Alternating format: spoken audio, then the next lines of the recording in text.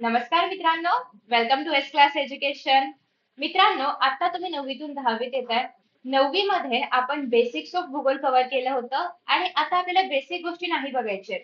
आता आपल्याला डिरेक्टली भारत आणि ब्राझील या दोन देशांचं कंपॅरिझन करायचं आहे.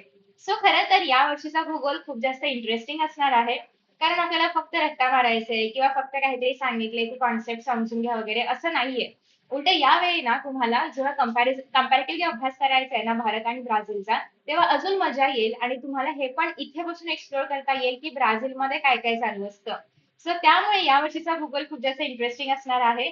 आणि मला नक्की खाली कमेंट बॉक्समध्ये सांगा जर तुम्हाला हे लेक्चर आवडलं तर अशाच प्रकारे मी भूगोल कंटिन्यू केलं पाहिजे का किंवा अजून काही इम्प्रुव्हमेंट्स केले पाहिजेत का किंवा तुम्हाला नेक्स्ट चॅप्टर बघायला आवडेल का. सो जर तुम्ही खाली कमेंट बॉक्समध्ये सांगितलं तरच आपण ते कंटिन्यू करणार आहोत. सो आता सगळ्यात पहिली गोष्ट म्हणजे ही एक पूर्ण सिरीज असणार आहे. याला तुम्ही एक नाव सुचवणार आहात मला की पूर्ण भूगोलाच्या या सिरीजला काय नाव दिलं पाहिजे. सगळे चॅप्टर्स यामध्ये शिकवले जातील अर्थात तुम्ही कमेंट करून सांगितलं तरच. सो हे पहिलं लेक्चर आहे आपण व्यवस्थित करून घेऊयात. जर तुम्हाला हे लेक्चर आवडलं किंवा जर तुम्हाला हा पहिला व्हिडिओ आवडला तर आपण बाकीचे लेक्चर्स पण अपलोड करणार आहोत. पण जर तुम्ही मला सांगणार असाल की लेक्चर्स अपलोड करा तर त्यासोबतच तुम्हाला मला सिरीजचं नाव पण सुचवावं लागेल. सो ते पण तुम्ही नक्की करणार आहात. Let us start. ऍक्च्युअल अभ्यासाला सुरुवात करण्याआधी सगळ्यात पहिली गोष्ट आपण काय करणार आहोत तर एक्झॅक्टली या वर्षी काय असणार आहे भूगोलामध्ये हे 1 ते 2 मिनिटांमध्ये समजून घेऊयात. जर तुम्ही घाईत असाल तर व्हिडिओ स्किप पण करू शकता, डोंट वरी. आणि जर तुम्हाला आरामात शिकायचं आहे तर आपण आरामात बघूयात सगळ्या चॅप्टर्स मध्ये काय काय आहे. कारण कसं असतं ना कुठलीही गोष्ट सुरू करण्याआधी ती कशी असणार आहे काय असणार आहे याबद्दल थोडीफार माहिती मिळाली तर ती गोष्ट करायला अजून मजा येते. सो सगळ्यात पहिला चॅप्टर आहे क्षेत्रफळ. म्हणजे काय इन शॉर्ट पिकनिक म्हणूया त्याला आपण, पण इन्फॉर्मेटिव्ह पिकनिक. मजा मस्ती आहे पण सोबतच इन्फॉर्मेशन पण मिळणार आहे आपल्याला बऱ्याच गोष्टींबद्दलची जी की आपण बघणार आहोत. हा चॅप्टर तुम्हाला एक्झाम मध्ये प्रश्न उत्तर त्याच्यामध्ये काही ठरलेली आहेत 2-3 त्यासाठीच येतो. बाकी या चॅप्टर मधून जास्त काही येत नाही. इनफॅक्ट हा चॅप्टरच्या आतलं कॉन्टेंट तुम्हाला एक्झाम मध्ये येत नाही. पण एक सुरुवात छान हवी भूगोलाची, भूगोलाचा उपयोग कसा असतो आपल्या लाईफ मध्ये हे कळावं यासाठी हा चॅप्टर महत्वाचा आहे. स्थान आणि विस्तारमध्ये तुम्हाला भारताचं स्थान कुठे आहे, अक्षवृत्त, रेखावृत्त आणि खंड कुठला आहे हे कळणार आहे. Same for Brazil. आसपासच्या नद्या आणि प्रदेश कुठले आहेत हे सुद्धा कळणार आहे. आणि अर्थात भूगोल म्हटलं की नकाशे अतिशय महत्वाचे असतात. त्याच्यामुळे प्रत्येक चॅप्टर मध्ये ऑलमोस्ट तुम्हाला सगळ्याच ठिकाणी नकाशे बघायला मिळतील. ते सुद्धा आपण व्यवस्थित अभ्यासणार आहोत कारण एक्झाम मध्ये नकाशाचा प्रश्न वाचन 4 मार्क आणि भरणे 4 मार्कासाठी विचारलं जातं. सो एकूण 8 मार्कांचा हा प्रश्न असणार आहे. नेक्स्ट आहे प्राकृतिक रचना आणि जलप्रणाली. यामध्ये साधारणतः जी प्राकृतिक रचना असते म्हणजे भूरचना वगैरे असेल तर ते आणि ज्या आपल्या नद्या वगैरे आहेत त्या सगळ्याची माहिती आहे भारत आणि ब्राझील. त्यानंतर आहे हवामान. आता हवामानामध्ये काय असणार आहे, अगेन कशा पद्धतीने हवामान आहे, कोणते कोणते प्रकार आहेत, कसं काय ते सगळं आहे भारताचं आणि ब्राझीलचं. इनफॅक्ट ना आपण भारतात राहत असल्यामुळे ना यातला अर्धा जो सिलेबस आहे भारताचा तो आपल्याला ऑलमोस्ट सगळ्या गोष्टी माहिती आहेत. जो तुम्हाला सिलेबस अभ्यासायचा आहे तो फक्त ब्राझीलचा आहे. त्यामुळे भूगोल अतिशय इझी आहे आणि म्हणून मी सुरुवात भूगोलापासून करते. नेक्स्ट आहे नैसर्गिक वनस्पती आणि प्राणी. यामध्ये अगेन सेम भारतातले प्राणी पशु कुठले आहेत, त्यांना कुठलं हवामान आणि वातावरण सुटेबल आहे. सेम फॉर ब्राझीलमध्ये. आणि हा जो सिक्वेन्स आहे ना आपण याच फ्लोने जातोय. कारण तुम्हाला रचना कळल्याशिवाय कळणार नाही की हवामान असं का आहे. हवामान कळल्याशिवाय कळणार नाही की याच भागामध्ये प्राणी पशु पक्षी का जास्त आहेत किंवा या भागामध्ये का कमी आहेत. त्यामुळे हा फ्लो एकदम अॅक्युरेट आहे आणि आपण फ्लो वाईज जाणार आहोत. नेक्स्ट आहे लोकसंख्या. याच्यामध्ये हे कळतं की कुठल्या भागामध्ये लोकसंख्या जी आहे तर ती दाट आहे, कुठल्या भागामध्ये विरळ आहे. सेम फॉर मानवी वस्ती. त्यानंतर नेक्स्ट आहे की आता अर्थव्यवस्था कशी आहे भारत आणि ब्राझीलची किंवा कुठल्या गोष्टी आयात निर्यात केल्या जातात, व्यवसाय कसा चालतो, कुठल्या गोष्टी इथे पिकवल्या जातात किंवा काय केलं जातं हे सगळं आहे. आणि पर्यटन वाहतूक मध्ये तुम्हाला पर्यटनाची ठिकाणं बघायला मिळतील किंवा एकूणच विकास झालेला आहे पर्यटन क्षेत्रामध्ये भारत आणि ब्राझीलचा. इव्हन वाहतूक आणि संदेशवहन. वाहतुकीमध्ये पण काही ठिकाणी वाहतूक एकदम प्रॉपर आहे, रस्ते वाहतूक आहे, काही ठिकाणी जल वाहतूक आहे, काही ठिकाणी हवाई वाहतूक आहे. तरी तशी का आहे किंवा रेल्वे वाहतूक काहीच ठिकाणी डेव्हलप झाली आहे तर तसं का आहे या सगळ्या गोष्टी तुम्हाला या पाठामध्ये बघायला मिळतील. ओके. सो 5 मिनिटांमध्ये आपण सगळं इंट्रोडक्शन केलेलं आहे. आता तुमचं काम हे आहे की मी पूर्ण चॅप्टर तुम्हाला या व्हिडिओमध्ये शिकवेन क्षेत्रफळाचा. आणि मग तुम्हाला मला हे सांगायचं आहे at the end of the session तुमच्यासाठी एक टास्क असणार आहे तो तुम्ही करणार आहात आणि सोबतच मी पुढे कंटिन्यू केलं पाहिजे का हे पण सांगणार आहात. So let us start. Start करूयात स्टार्ट. सो स्टार्टिंग विथ क्षेत्रफळ. क्षेत्रफळाची जर तुम्हाला एक डेफिनेशन हवी असेल तर एक्झॅक्टली क्षेत्रफळ म्हणजे काय, तर एखाद्या ठिकाणाला भेट देऊन त्या ठिकाणाची भौगोलिक ऐतिहासिक सगळ्या प्रकारची माहिती करून घेणं याला आपण म्हणतो क्षेत्रफळ. म्हणजे काय, थोडक्यात पिकनिक आहे पण त्याच्यामधून आपल्याला माहिती घ्यायची आहे, भौगोलिक माहिती घ्यायची आहे, ऐतिहासिक माहिती घ्यायची आहे. सो आता बघूया की या क्षेत्रभेटीमध्ये किंवा या चॅप्टरमध्ये आपण नक्की कुठून कुठे चाललेलो आहोत किंवा ही क्षेत्रभेट कुठून कुठे आहे. सो इथे तुम्हाला नकाशे बघायला मिळतात, म्हणजे अर्थात भूगोल म्हटलं की नकाशा आलाच पाहिजे.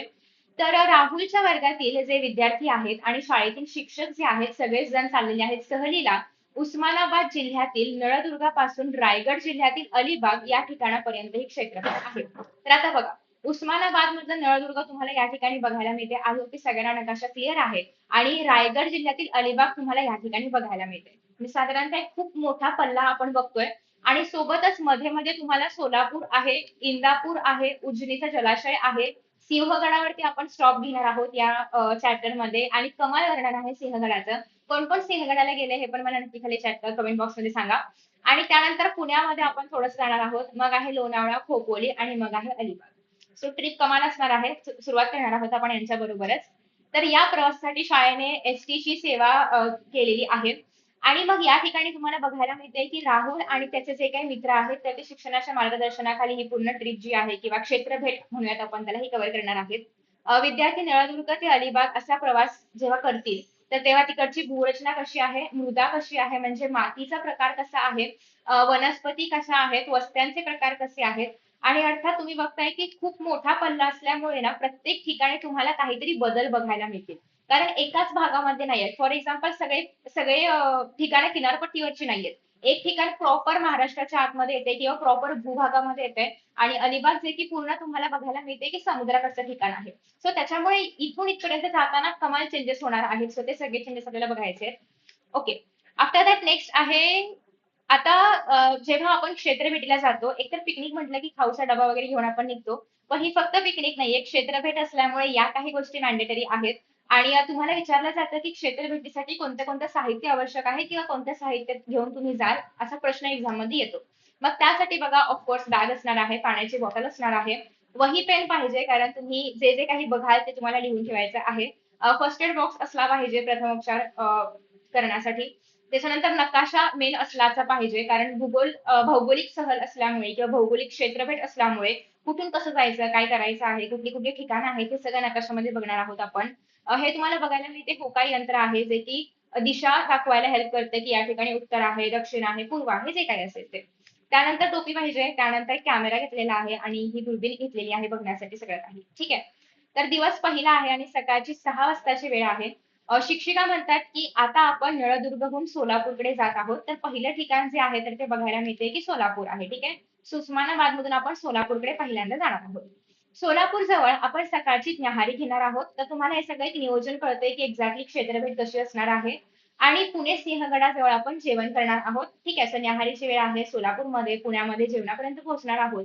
आणि तुम्हाला संपूर्ण प्रवासामध्ये रस्त्यांच्या दोन्ही बाजूने निरीक्षण करायचं आहे आणि काय काय दिसतंय आसपास ते नोंदवायचं आहे. म्हणजे भूरचना कशी आहे, उंच सकल प्रदेश आहे, सपाट प्रदेश आहे किंवा पठार आहे किंवा जे काय आहे ते सगळं नोंदवायचं आहे. त्यानंतर आहे जलाशय येतोय का रस्त्याच्या वाटेमध्ये वगैरे, आय मीन वाटेमध्ये जलाशय वगैरे येतोय का, तर या ठिकाणी तुम्हाला उजनी जलाशयाबद्दल पण बघायला मिळेल. सो ते सगळं नोंदवायचं आहे.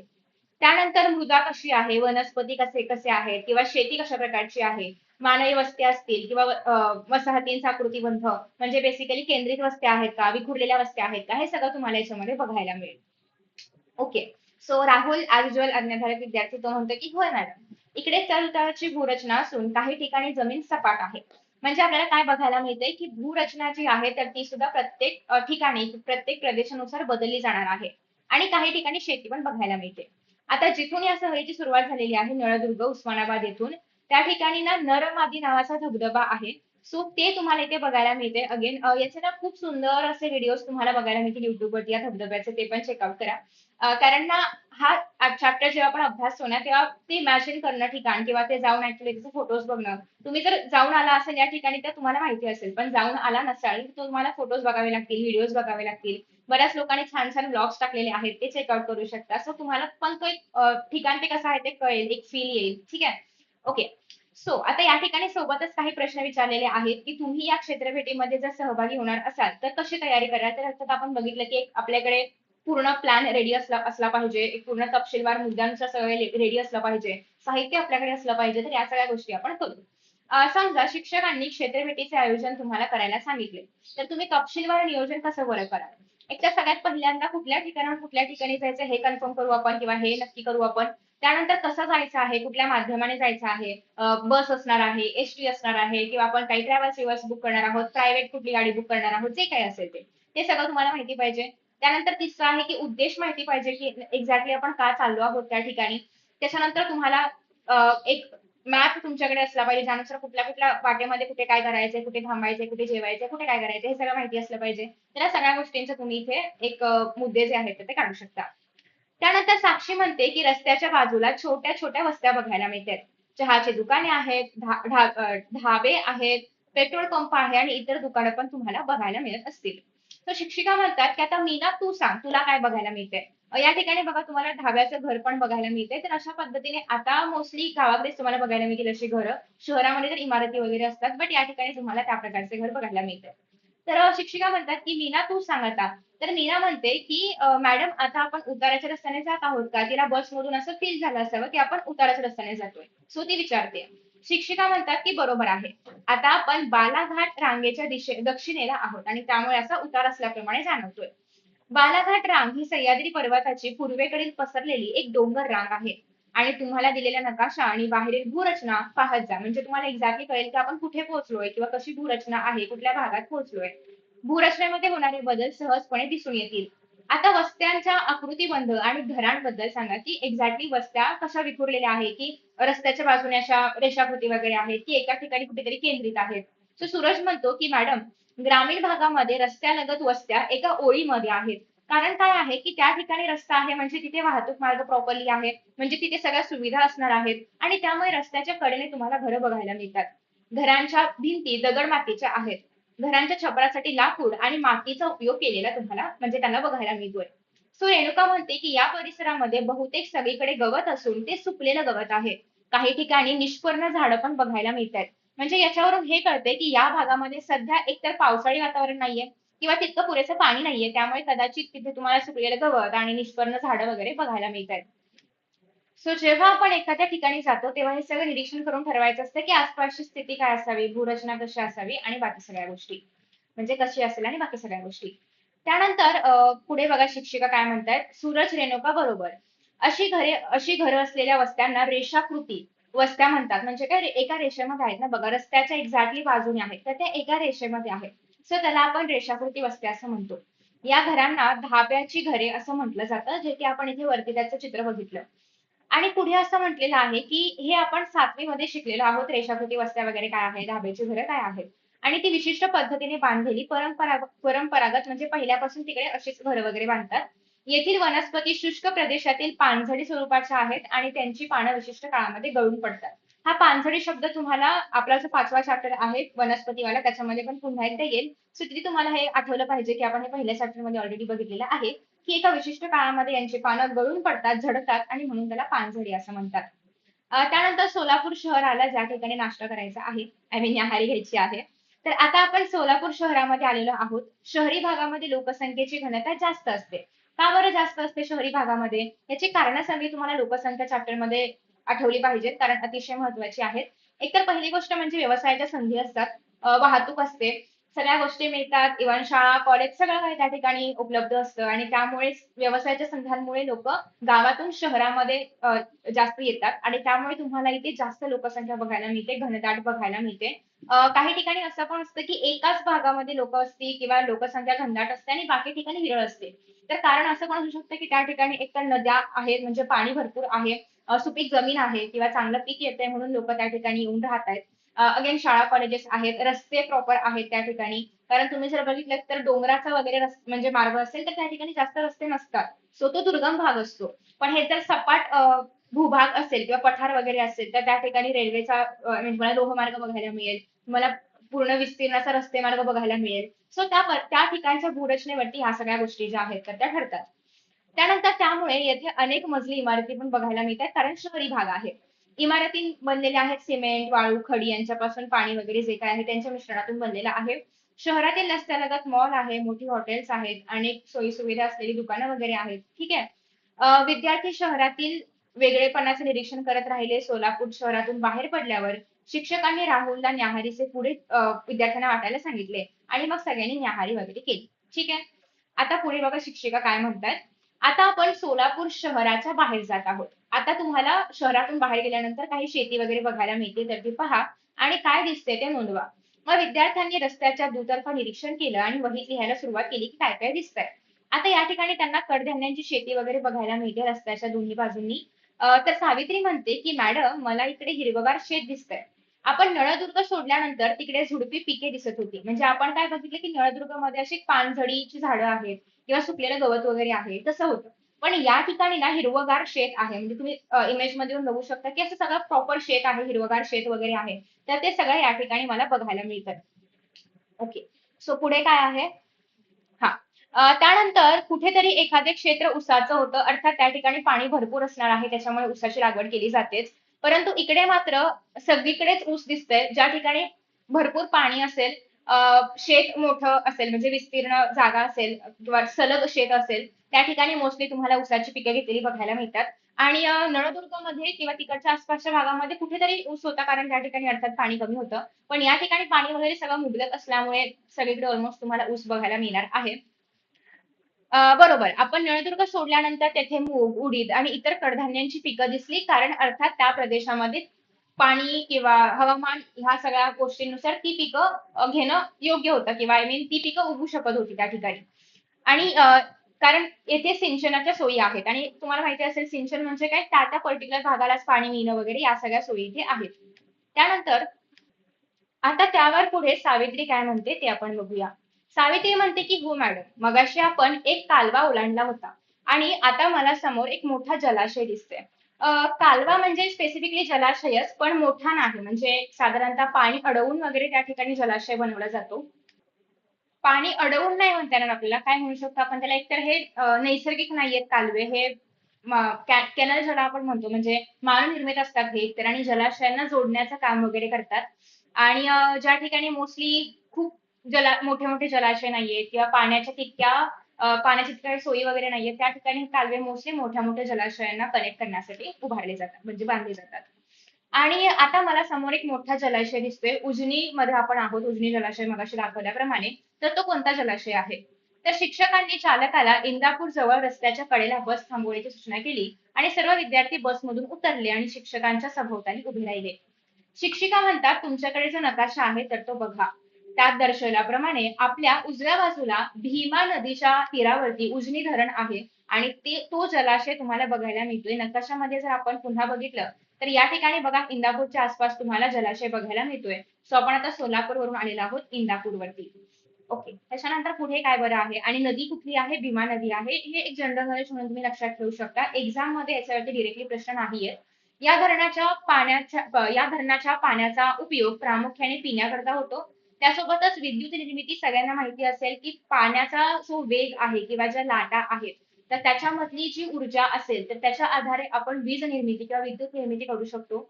मासेमारी आहे, सिंचन आहे, या सगळ्यांसाठी आपण या पाण्याचा उपयोग करतो. काही विद्यार्थ्यांनी या परिसरातील छायाचित्रे घेतली आणि विद्यार्थी पुन्हा बसमध्ये चढले आणि त्यांचा प्रवास जो आहे तो सुरू झाला. पूजा म्हणते की मॅडम हा भाग मैदानी वाटतो. आता अगेन तिला फील झालं असेल की आपण एका मैदानी भागावरून चाललेलो आहोत. शिक्षिका म्हणतात की हो, आता आपण सपाट प्रदेशातून जात आहोत. सो आतापर्यंत आपण बघितलं की उताराचा प्रदेश होता, त्यानंतर रस्ता असणारा आसपासचा प्रदेश होता, त्याच्या आसपासची वस्ती कशी होती वगैरे याच्याबद्दल आपण पाहिलं.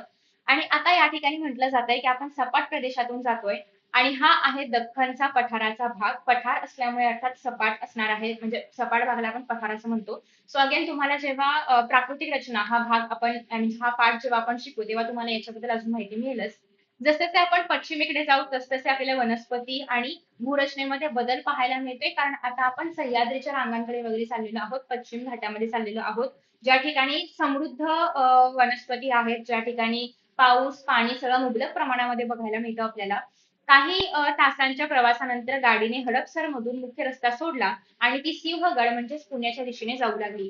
सिंहगडाच्या पायथ्याशी अनेक लहान मोठी हॉटेल्स होती आणि पर्यटन क्षेत्राशी आता आपण संबंध बघणार आहोत की बरेचसे पर्यटक गड वगैरे बघायला येतात आणि त्यामुळे त्याच्या आसपास हॉटेल्स असणं किंवा तिथल्या ज्या काही लोकल वस्तू आहेत, कलाकुसरीच्या वस्तू वगैरे असतील त्याची दुकानं आसपास असतात, जेणेकरून तिथून पण एक व्यवसायाच्या नवीन संधी उपलब्ध होतात. तिथे पोहोचल्यावर रस्त्याच्या बाजूला अनेक मोकळ्या जागेमध्ये तुम्हाला आणि दुकाने वगैरे बघायला मिळतील किंवा हॉटेल्स बघायला मिळतील, ज्या ठिकाणी तुम्ही जेवण करू शकता, विश्रांती वगैरे घेऊ शकता. नजमा म्हणते की जेव्हा आपण नळदुर्ग जवळ होतो तेव्हा त्या परिसरामध्ये बोरी, बाभळी यांची झाडं होती. आता इथे तर वेगळी वृक्ष दिसत आहेत. अगेन त्या ठिकाणी पाण्याची कमतरता असल्यामुळे अशा प्रकारचे वृक्ष होते. आता तुम्हाला सदाहरित बहरलेली वगैरे वृक्ष या पश्चिम घाटाकडे बघायला मिळतील. शिक्षिका म्हणतात की छान. नळदुर्ग ओलांडताना निम ओसाड प्रदेशामध्ये आढळणाऱ्या काटेरी वनस्पती होत्या. परंतु आता मात्र तुम्हाला बदल बघायला मिळेल, कारण या ठिकाणी पर्जन्यमानामध्ये म्हणजे पावसाच्या प्रमाणामध्ये पण बदल होत जातोय आणि त्यामुळे तुम्हाला अंजन, वड, पिंपळ यासारखी मोठी वृक्ष, बहरलेली वृक्ष जास्त बघायला मिळतील. आपण सिंहगडाच्या पायथ्याशी आहोत आणि सिंहगडाच्या माथ्यावर गेल्यावर सह्याद्री पर्वतापासून निघणाऱ्या डोंगर रांगा दिसतात आणि त्या आता आपण बघणार आहोत. सो तुम्ही आपल्या बरोबर आता फक्त ओळखपत्र, वही, पेन, दुर्बीण, कॅमेरा, टोपी, नकाशा, पाण्याची बाटलीचे जे साहित्य आपण सुरुवातीला पाहिलं होतं तेवढंच आवश्यक आहे आणि तेवढं घ्या. बाकी सगळी जी कपड्यांची बॅग आहे तर ती आतमध्येच राहू द्या, कारण एवढं सगळं ओझं आपण घेऊन चढणार वगैरे नाहीये त्याच्यामुळे. सो सिंहगड चढायला सुरुवात केली तेव्हा ऊन होतं आणि नंतर आकाशामध्ये ढग आले. थोड्या वेळाने पावसाची सर सुद्धा आली. म्हणजे आपण असं अझ्युम करूयात की जूनच्या पहिल्या दुसऱ्या वीक मध्ये वगैरे हे चालले असेल असं आपण अझ्युम करू शकतो. वाटेत विद्यार्थ्यांनी त्या ठिकाणी मिळणाऱ्या ज्या काही उकडलेल्या भुईमुगाच्या शेंगा, ताक जे काही त्यांनी खाण्याचं सामान वगैरे आणलं असेल तर ते खाल्लं. तसेच निसर्गदृश्य, अ, परिसरातील वनस्पती, पक्षी यांची म्हणजे दूरवर दिसणारं जे काही पुणे शहर आहे गडावरून जसं दिसेल त्याप्रमाणे, तर हे पाहिलं. किल्ल्याची विविध भागांची छायाचित्रे घेतली आणि त्यानंतर शिक्षकांनी त्यांना एका ठिकाणी एकत्रित होण्याची सूचना दिली. आता या ठिकाणी ना तुम्हाला बघायला मिळतंय, एक मिनिट. या ठिकाणी ना तुम्हाला बघायला मिळते सिंहगडाचा प्रवेशद्वार कसा आहे तर ते. ठीक आहे. सो बघा नेक्स्ट आहे शिक्षिका काय म्हणतायत की आता आपण सिंहगड किल्ल्यावरती आहोत. या गडाबद्दलची माहिती आपण कशी मिळवू शकतो? तर बघा कुठल्याही गडावर जेव्हा आपण जातो तेव्हा त्या गडाची जी काही कथा असेल थोडीशी, ऐतिहासिक कथा वगैरे जी असेल तर ती एका ठिकाणी लिहून ठेवली जाते, जेणेकरून जे काही पर्यटक येतील त्यांना ही माहिती असावं. आता तुम्हाला माहिती असेल गड आला पण सिंह गेला.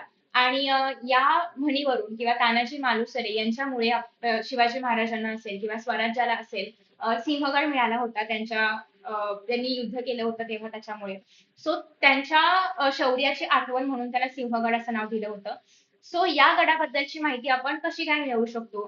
तर मॅडम आम्ही सिंहगडाच्या प्रवेशद्वाराजवळ एक फलक पाहिलं होतं आणि त्याच्यावरती ही माहिती दिलेली होती की सिंहगड कसा आला आपल्या ताब्यामध्ये किंवा त्याची जी काही कथा असेल, कधी बांधला, कधी काय केलं वगैरे किंवा कोणत्या राजाच्या राज्यकाळामध्ये तो होता. तर या सगळ्याबद्दलची माहिती तुम्हाला त्याच्यामध्ये मिळेल.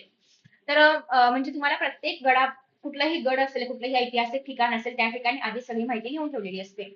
नेहा म्हणते की मॅडम आम्ही सिंहगडाच्या प्रवेशद्वाराजवळ एक फलक पाहिला होता आणि त्यामध्ये हे सगळी माहिती होती आणि त्याचा आम्ही छायाचित्र पण घेतलेला आहे, म्हणजे फोटो पण घेतलेला आहे. शिक्षिका म्हणतात की खूपच छान नेहा. आता भूरचनेच्या वैशिष्ट्यांमधील फरक कोण बरं सांगेल? तर कासिम म्हणतो की आधी आपण कमी अधिक उतार असलेल्या आणि मैदानी प्रदेश असलेली ठिकाणं बरीचशी पाहिली. तर आपण बघितलं होतं की काही ठिकाणी त्यांना उतार बघायला मिळतोय, काही ठिकाणी त्यांना पठार वगैरे बघायला मिळतंय. पण हा जो भाग आहे सिंहगडाचा, हा कसा आहे डोंगराळ भाग आहे. आता आपण जास्त उंचीवरती आहोत त्यामुळे ढगांचा पण अनुभव आपल्याला घेता येतोय. शिक्षिका म्हणतात की खूप छान कासिम. बघा या ठिकाणी तुम्हाला वरती असं साधारणतः वरती गेल्यामुळे ढग वगैरे असतील आसपास किंवा हे जर तुम्ही खूप जास्त पावसाच्या वेळेस गेला धुके वगैरे असताना वगैरे तर तुम्हाला असं वाटतं की ढग आपल्याकडेच आलेले आहेत किंवा आपण टच वगैरे करू शकतो असं इतपत म्हणजे करू शकत नाही पण एक आभास असतो. तर आपल्याला इथून दऱ्या, डोंगर, टेकड्या किंवा शिखरांचे सुळके आणि ज्वालामुखीच्या उद्रेकापासून जे काही खडकांचे थर वगैरे तयार झालेले आहेत तर हे सगळं बघायला मिळतंय. म्हणजे त्या भागामधलं जे भूरचना किंवा प्राकृतिक रचना ज्या आहेत तर त्या तुम्हाला त्याचं डिस्क्रिप्शन इथे बघायला मिळतंय. ठीक आहे. सो हा कोणता खडक आहे ओळखलात का? म्हणजे ज्वालामुखीच्या उद्रेकापासून ती जमीन तयार झाली आहे म्हणजे त्यातून हे खडक बनलेले आहेत. तर मग ते विचारलं जाते की हा कोणता खडक आहे? तर मोस्टली ज्वालामुखीच्या लावामधून बाहेर पडून जे काही जमीन निर्माण होते त्याच्यावरती जे खडक असतात त्याला आपण अग्निजन्य खडक असं म्हणतो. याच्याआधी तुम्ही खडकांचे प्रकार शिकले असतील 7वीला वगैरे. बेसॉल्ट खडक असतो, अग्निजन्य खडक असतो किंवा छिद्रांवाला खडक असतो. तर बेसिकली हे सगळे खडकांचे प्रकार आहेत. रूपांतरित खडक वगैरे असेल तर त्यामधला हा जो खडक इथे आसपास बघायला मिळेल तर तो असणार आहे अग्निजन्य खडक. या किल्ल्यावर येताना मार्गामध्ये भूस्खलनामुळे झालेले जे काही पडझडी आहेत किंवा त्यांचे अवशेष आहेत ते पण तुम्हाला बघायला मिळालं असेल. आणि आता सभोवतालच्या प्रदेशातील शेतीचा आकृतिबंध बघा आणि सांगा की कशा प्रकारे काय तुम्हाला बघायला मिळतंय. तर हा जो आहे राहुल म्हणतो की हा अग्निजन्य प्रकारचा एक बेसॉल्ट खडक आहे आणि आम्ही 6वीत त्याचा अभ्यास केला होता की एक्झॅक्टली बेसॉल्ट खडक काय असतं किंवा अग्निजन्य खडक काय असतं. त्यानंतर पुढे कुठे गेलं, हा येस. त्यानंतर पुढे असं आहे की याचा अभ्यास आम्ही 6वीत केला होता. आपण राहतो त्या प्रदेशामध्ये प्रामुख्याने कडधान्यांची पिके दिसते म्हणजे उस्मानाबाद, नळदुर्ग या ठिकाणी असं मेरी म्हणते. सोलापूर ते पुणे उसाचं पीक मोठ्या प्रमाणामध्ये आढळलं. इथे मात्र आपल्याला भात शेती पाहायला मिळते आहे कुठे, सिंहगडाच्या आसपास. शिक्षिका म्हणतात की बरोबर. याचं कारण म्हणजे या प्रदेशामध्ये असणारं जास्त पर्जन्यमान. तुम्हाला माहिती असेल की मोस्टली भात कोकण किनारपट्टीच्या भागामध्ये वगैरे केला जातो. याचं कारण असं, भात म्हणजे तांदूळ उगवला जातो. याचं कारण असं आहे की त्या ठिकाणी पाऊस मोठ्या प्रमाणात मध्ये आहे, पाणी जास्त प्रमाणामध्ये आहे आणि भात शेतीला पाणी खूप लागतं. आणि पर्जन्यमान चांगलं असल्यामुळे या भागामध्ये तुम्हाला भात शेती बघायला मिळते. कोटासारखी रचना असलेला गड तुम्ही यापूर्वी कुठे पाहिला आहे का? आणि त्या आणि या गडाच्या रचनेमध्ये काही फरक आहे का? तर बघा, ऑलरेडी आपण काय बघितलं होतं की हे लोक नळदुर्ग इथून येत आहेत, म्हणजे नळदुर्ग किल्ल्याशी आपण ह्याचं कंपॅरिझन करू शकतो का, असं त्या शिक्षकांना विचारायचं आहे. तर वहिदा म्हणते, मॅम आपण किंवा मॅडम आपण याची तुलना नळदुर्ग किल्ल्याशी करू शकतो. परंतु नळदुर्ग किल्ला सिंहगडासारखा डोंगरावर नाहीये आणि तो पाहण्यासाठी अशी चढण चढावी लागत नाही ज्याप्रमाणे आपण सिंहगडावरती चढली. कारण सिंहगड डोंगराळ भागामध्ये येतो, त्यासोबतच सह्याद्रीच्या कडांवरती येतो आणि त्यामुळे असं तो चढावा लागतो. तसा नळदुर्गचा नाहीये. शिक्षिका म्हणतात की खूप छान. आता आपण किल्ल्याच्या माथ्यावरती आहोत आणि हा किल्ला जो आहे तर तो पर्वत माथ्यावर बांधला गेला आहे, म्हणजे पर्वताच्या वर बांधला गेला आणि त्यामुळे ही चढण चढून यावी लागली होती. आणि पर्वतावर किंवा डोंगरावर बांधला गेला असल्यामुळे याला आपण डोंगरी किल्ला असं म्हणतो.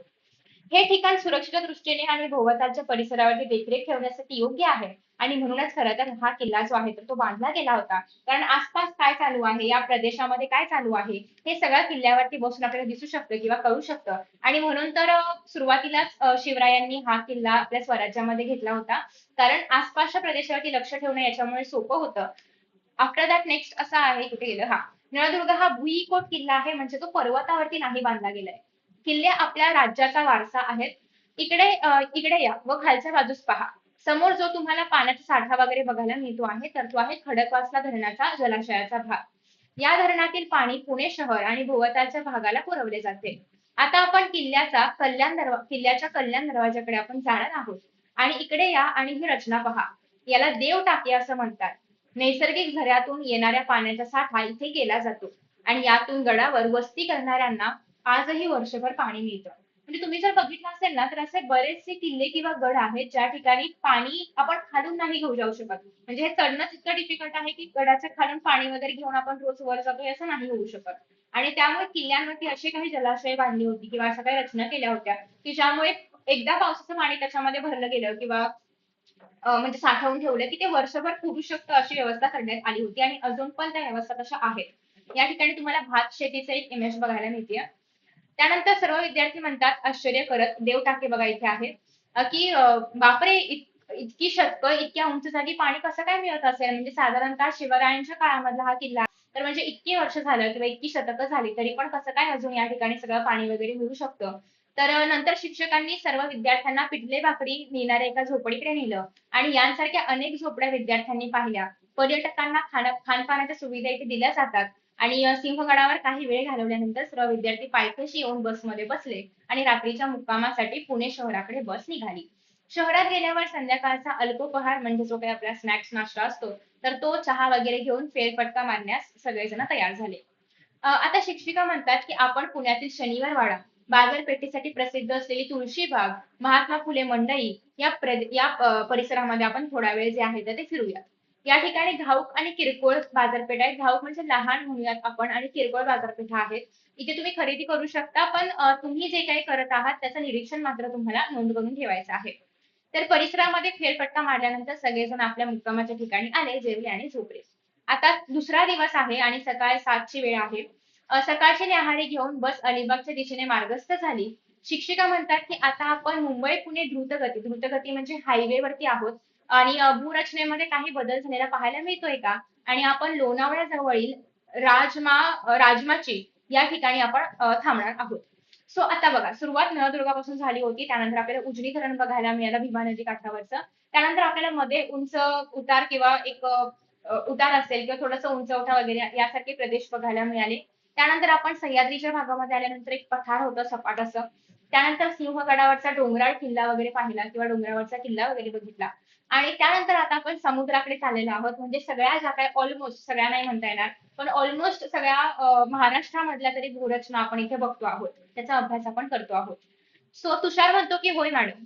आपण जरी सपाट रस्त्यावरून जात असलो तरी पण आजूबाजूला डोंगराळ प्रदेश बघायला मिळतोय. आणि घरांची संख्या पण कमी होते कारण डोंगराळ प्रदेशामध्ये जास्त सोयी सुविधा नसतात. त्या ठिकाणी पाण्याची पण उपलब्धता नाहीये. शेती मोस्टली केली जात नाही त्या भागामध्ये जमीन वगैरे आणि डोंगराळ प्रदेशामुळे. आणि म्हणून अर्थात सोयी सुविधा नसल्यामुळे घरांची संख्या पण कमी आहे. सो या सगळ्या हवामान असेल, शेती आहे, पाण्याची उपलब्धता आहे, सुपीक जमीन आहे, सोयी सुविधा आहेत, वाहतूक आहे, हे सगळं कनेक्टेड आहे लोकसंख्येशी आणि मानवी वस्तीशी. त्याच्यामुळे याचा अभ्यास पण आपल्याला करायचा आहे व्यवस्थित. तर त्यानंतर पुढे असं आहे की लोणावळ्याच्या पुढे गेल्यावर राजमाची या ठिकाणी गाडी थांबवून शिक्षकांनी भूरचनेच्या वैशिष्ट्याबद्दलची माहिती दिली. ओके, आपण हे मिस आउट केलंय की त्यांनी काय काय खाल्लं होतं सिंहगडावरती, तर ते तुम्हाला बघायला मिळतंय. आता शिक्षिका म्हणतात की हा पश्चिम घाटाचा उतार आहे. राजमाची बघा या ठिकाणी हा पश्चिम घाटाचा उतार आहे. या पर्वतीय भागाला आपण सह्याद्री असं सुद्धा म्हणतो. आणि या ठिकाणावरून भू उतारातील फरक आपण सहजपणे जाणवू पण शकतो आणि पाहू पण शकतो. पूर्वेकडील उतार मंद स्वरूपाचा असून पश्चिमेकडे उतार जास्त तीव्र आहे कारण अशा कडा आहेत. राईट. सो आपण हेच जर बघायचं म्हटलं की ही जर सह्याद्री असेल किंवा सह्याद्रीचा घाट आहे किंवा पश्चिम घाट आहे तर याचा उतार इकडे तीव्र आहे आणि इकडे असा मंद होत जाणार आहे. सो पश्चिमेकडच्या बाजूस कडा आणि धबधबे बघायला मिळत आहेत तुम्हाला कारण उंचावरून पाणी खाली वाहते. सो धबधबे आहेत. याबद्दल आपण इयत्ता 9वी मध्ये शिकलेलो आहोत. या भागात उल्हास या पश्चिमेकडे वाहणाऱ्या प्रमुख नदीचं उगमस्थान सुद्धा बघायला मिळतं. तर अगेन त्यांनी छायाचित्र वगैरे घेतली, पाऊस वगैरे सुरू झाला. इथे बघा इतक्या तीव्र उतार असल्यामुळे धबधबा पण तुम्हाला या ठिकाणी प्रॉपरली बघायला मिळतोय. नामदेव नकाशामध्ये बघून म्हणतो की मॅडम आता आपण घाट उतरून खोपोलीकडे चाललो आहोत ना. तर शिक्षिका म्हणतात की हो बरोबर आहे.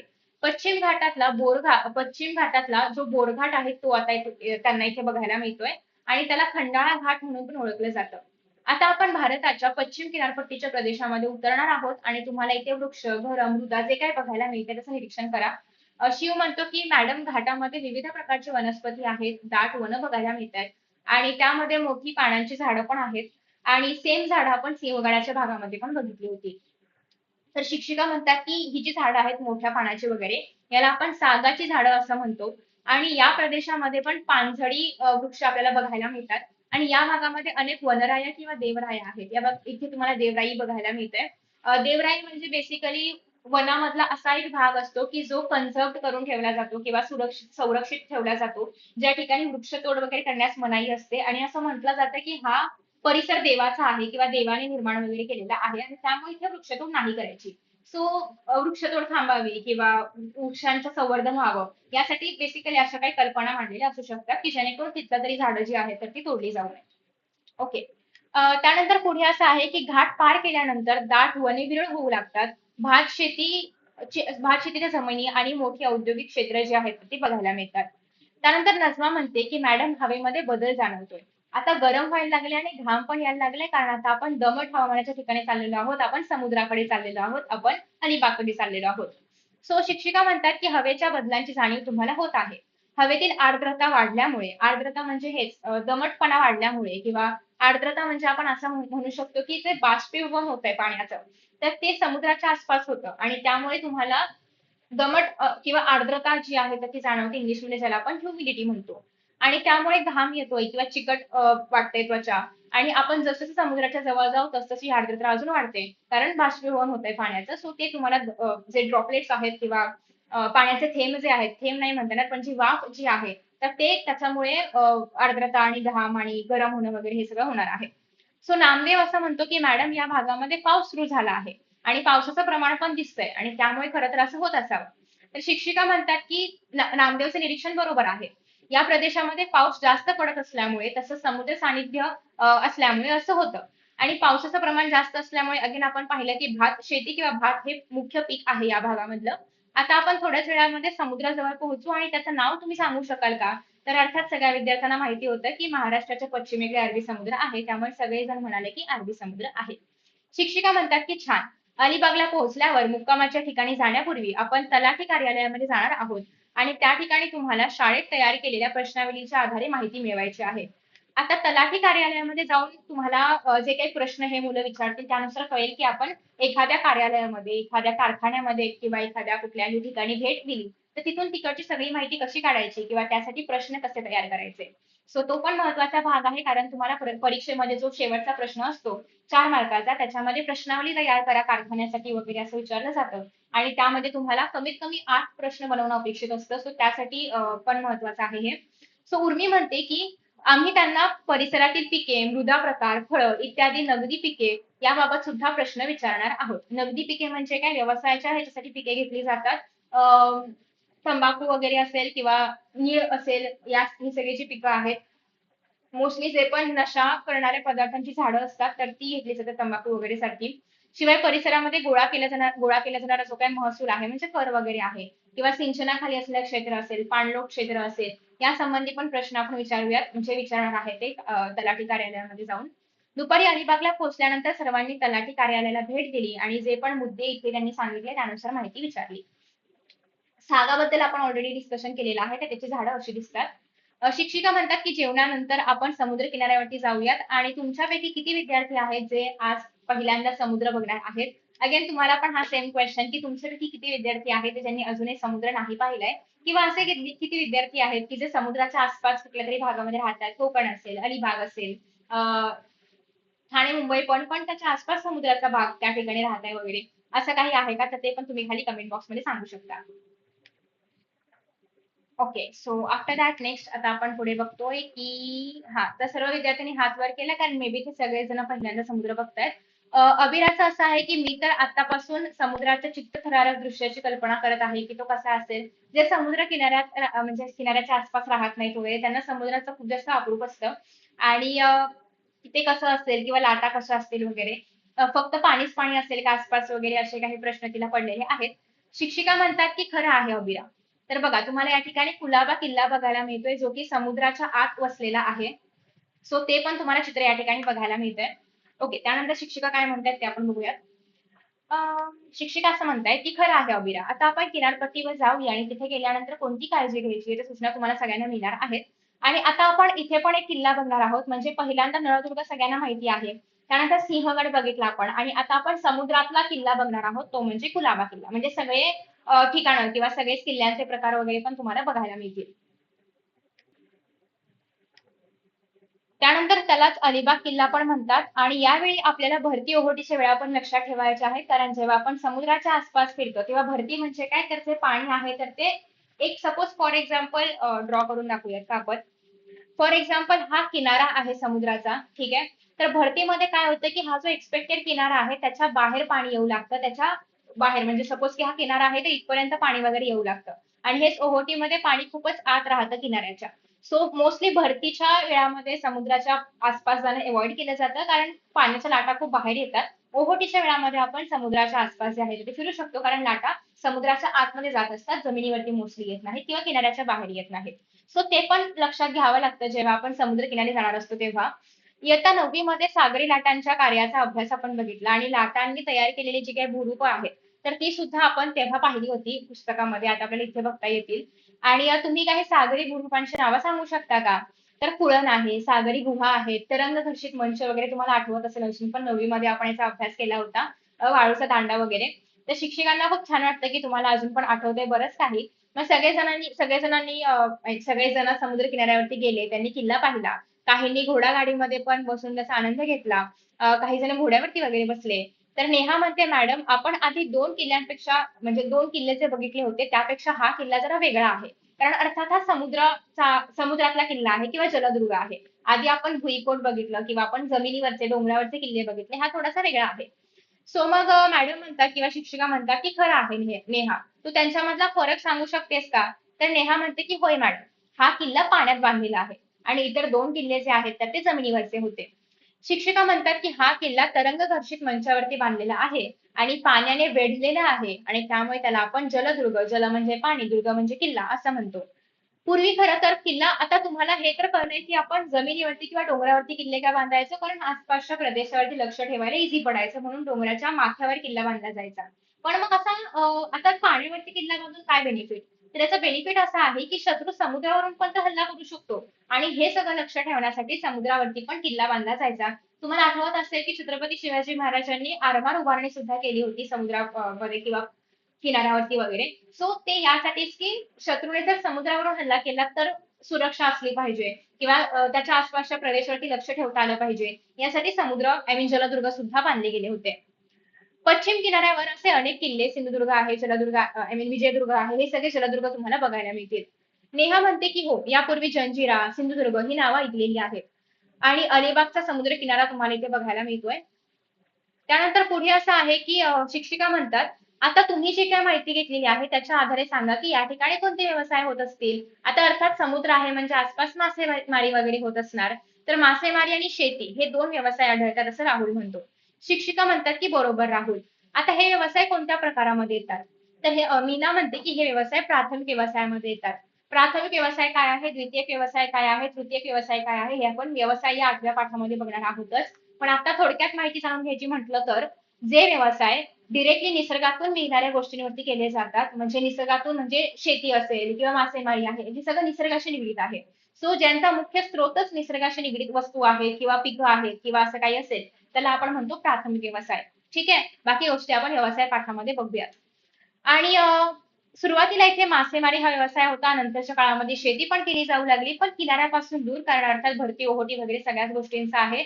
किनाऱ्यालगत वाड्यांमध्ये नारळी, पोफळी म्हणजे सुपारी, फणस, केळी, मसाल्याचे जे काही पदार्थ आहेत त्यांची लागवड पण केली जाते. ही बागायती शेती आहे आणि या ठिकाणी पर्यटन हा एक महत्वाचा व्यवसाय आहे. कारण आता आपण बघतो की बरेच जण अलिबागला वगैरे जातात, बरेच जण त्याच्या आसपासच्या प्रदेशामध्ये जातात. म्हणजे या ठिकाणी आता काय होते, पर्यटन पण वाढत आहे. त्याच्यामुळे व्यवसाय वाढते, या प्रदेशाचा विकास होतोय.